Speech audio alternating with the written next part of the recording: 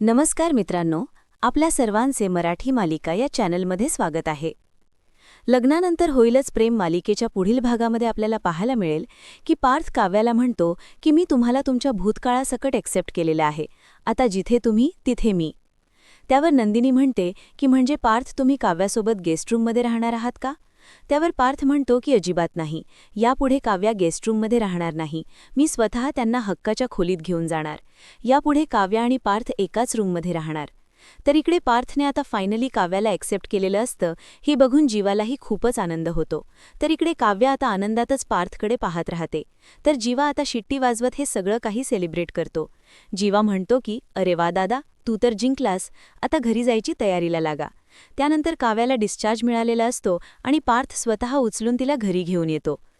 तुम्हाला व्हिडिओ आवडला असेल तर व्हिडिओला लाईक करा आणि आमच्या चॅनलला सबस्क्राईब करायला विसरू नका. धन्यवाद.